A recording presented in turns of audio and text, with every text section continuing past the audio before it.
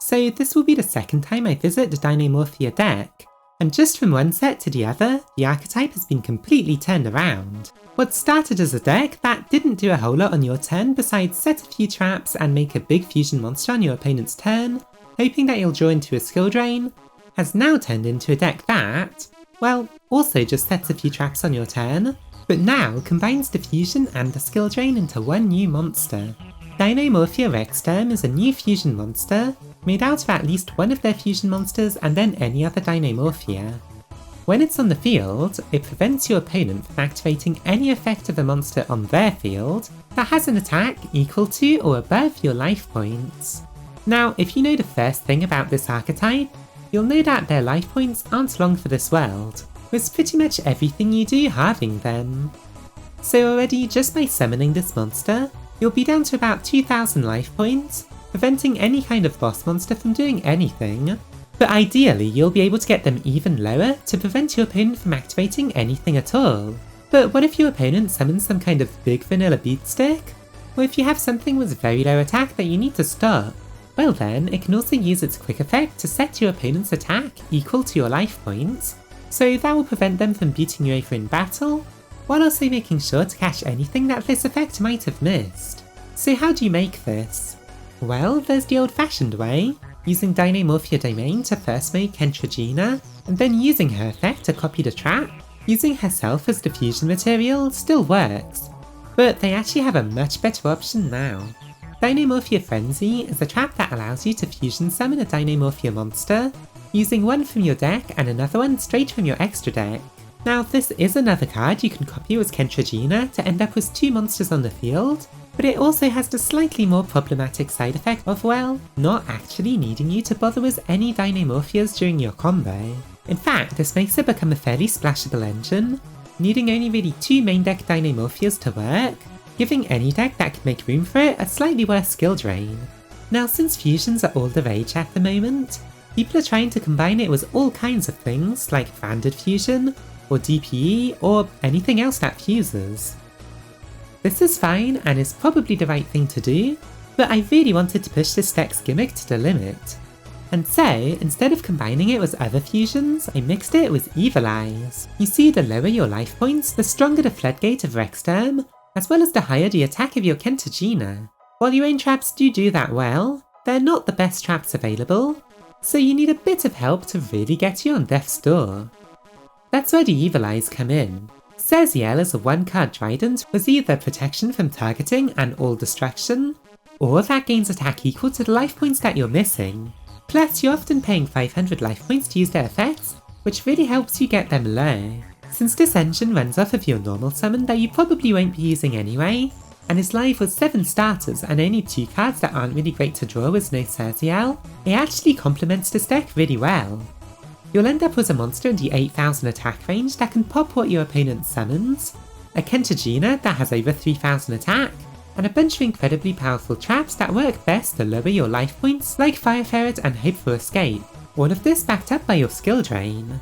Just don't let your opponent get to your life points because you really won't have any to spare.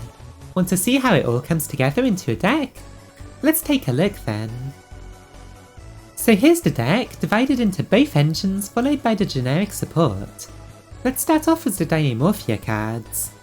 I opted to run 3 Serziel with only 1 Diplos, because Diplos doesn't really do too much for the deck in this state. I would even cut it completely, but Kentragina requires monsters with different names, so if you're using Domain instead of Frenzy, you will need Diplos in the deck. Serziel is your second priority for a normal summon, only really worth picking over Serziel if you don't have access to either of the fusion traps. After that, we run 3 copies of both of the fusion traps, since either one gets you to a Rexterm, although of course Frenzy is the better of the two. I like making Kentragina first and then going into a Rexterm, but if you're worried about your opponent having any burn cards and you have a Sullen Judgment to have your life points again, you could keep one of these cards in the graveyard to protect you. I do play 1 copy of Brood to make Serziel more useful when you don't have a Serziel but you do have a fusion trap already. You'll search this instead and it'll give you a way to destroy a card, plus you can then just use it again next turn with your Kentragina. It's only at 1 though, since you probably don't want to have to blow up your Kentragina during your opponent's turn, and you definitely want to keep your Rexterm around, so its use is fairly limited. Next is the Evil Eye package. It's fairly compact with only 3 Serziel, 3 Domain and 1 Terraforming, and then 1 of each equip spell. That gives you 7 cards which allow you access to Serziel with the equip spell of your choice. And if you draw one of the 2 eyes while also having access to Serziel, that's even better. Which eye you search will depend on the rest of your hand, but Selene is generally the stronger one, but with more risk involved. Just remember that you can pop Selene with Serziel's cost to not burn yourself to death. Going for Gorgonio on the other hand means that you'll give up on protection in exchange for roughly a 7000 attack boost, letting you win turn 3 very easily. Then we have space for 6 hand traps, which are 3 Ash and 3 Ghost Ogre. You will need some help if you lose the coin toss, and also having some hand traps in the deck makes Hope for Escape stronger, since it might draw one of these which will help you out immediately. For draw power, duality is free since you'll never really be special summoning during your own turn, and it helps you get access to either a fusion spell or an Evil Eye starter. Upstart Goblin is actually more than just a free slot in this deck. Not only does it help consistency a little bit, but also by giving your opponent an extra 1000 life points, it makes Serziel that much stronger when equipped with Gorgonio. It also makes Hope for Escape into a draw 4 if you halve your life points twice before using it. After having used Upstart, they'll have 9000 life points and you'll have 1000, so that's 4 2000 point differences. Now to back up your board, you'll want some good generic traps. Fire Ferret is all the rage in Dinomorphia decks, and is even better in this version of the deck since you can easily get yourself down to 500 life points, making it so that your opponent will have to shuffle basically everything they own back into the deck. I run 3 so that you can still trap trick into one after having used the first one, since it's basically your go-to powerful interruption. Hope for Escape draws between 3 and 4 cards with most hands, giving you enough staying power to stay in the game even if your opponent manages to stop your ATK turn 3. Trap Trick can either be more fusion spells, or Fire Ferret or Hope for Escape depending on what you need. Finally, Judgment is the safest of the Solemns, since you'll always be able to have your life points again, and its effect is obviously very strong. As an extra option, I thought I'd mention Imprudent Intrusion, since it's so thematically relevant, being a life point related card that features Evil Eye monsters. Giving you either Destruction or a special summon, it's fairly good, but I just didn't know what would be worth cutting for it. When this is a budget option if anything else ends up being too expensive, I suppose.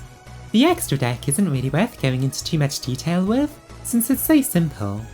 You'll just be running 3 of each Dinomorphia fusion, which is necessary for Frenzy since they do use them as a material. Stealth Bergia is mostly just used to send straight from your extra deck with Frenzy, but if you have 2 fusion traps, it's nice to stop your life points from getting too low in some situations. Then there's Evil Saws, which we probably won't make but are pretty strong, and then the Nightmares as well. Gorgon is a link too that can give you a negate, and only one of the 2 monsters needs to actually be an Evil Eye monster, so in later turns it might come up. Anyway, that's the deck. Let's now see it in action. So now I'll be showing you some replays, but first, if you've been enjoying the video, don't forget to like it and subscribe to the channel. First off is a hand that just shows the 2 engines working together. We have a Terraforming, which gives us a Domain. Since we have access to the Evil Eye engine, we add the excavated Gorgonio to our hand, to make a Serziel even stronger when we search it with Domain. Then on summon we add Selene, and make sure to equip that one before Gorgonio to start powering it up and losing life points. Setting Frenzy and Hope, we end our turn. As soon as possible, use Frenzy for a Kentragina, sending Teresia and a fusion monster, before using Kentragina to copy the trap's effect and fuse again, halving our life points twice in total. Now that Serziel and Kentragina are powered up, we can also use Hope for Escape, drawing 3 cards, ending with a powerful Floodgate, a quick effect Destruction, and 2 hand traps. In the second hand, I want to show you how to not die to your own Serziel effect in the standby phase. Start with Serziel to search Selene, and then equip it before also equipping Gorgonio. Set to and pass, and then, during your opponent's turn, activate the fusion trap as soon as possible. Again, go through Kentragina first to first get a powerful beat stick, and then halve your life points again to get as low as possible for your Rexterm's effect. Now pay an extra 1000 for Hope for Escape to draw 3.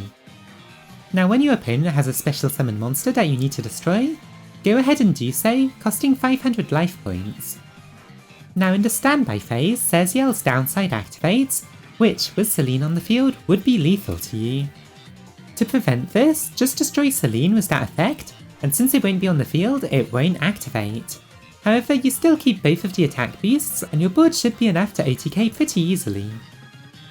In this third hand, I want to show you what you can do if you don't go with the Serziel line. With a Serziel in your hand, you can normal summon it, which will set a Frenzy since we have no other fusion otherwise. After that, just set the rest of your hand and end your turn. Do the usual fusion chain, summoning both fusion monsters, but leaving Serziel on the field. This will leave you as an extra dinosaur on the field to use as brute, so you'll be able to destroy another card. After that, you still have Ferret Flames, so you can trap trick into something like a Hope for Escape to draw 3 more cards. Finally, I wanted to show you what the combination of Upstart and Hope for Escape can do. You'll start with Upstart to draw a card, and then use Domain to get to Serziel. We'll be going for Gorgonio this time, since we'll be running out of life points otherwise. Frenzy will go into Kentragina and then a Rexterm to halve your life points twice. And then, when you finally do activate Hope for Escape, you'll bring yourself down to 1000 life points, which lets you draw 4 whole cards, ending with a Floodgate effect backed up by a Quick Effect Destruction and a Solemn Judgment, with 2 hand traps ready to use and full combo next turn. So that's the deck. Will you try an Evil Eye engine in your Dinomorphia deck, or are you sticking to Pure? Tell me in the comments below, and while you're down there, don't forget to like and subscribe. Special thanks to my tier 3 patron, Tristan, as well as my tier 2 patrons, Jason Murat and Violet Rain. The link to that is in the description. Thanks for watching!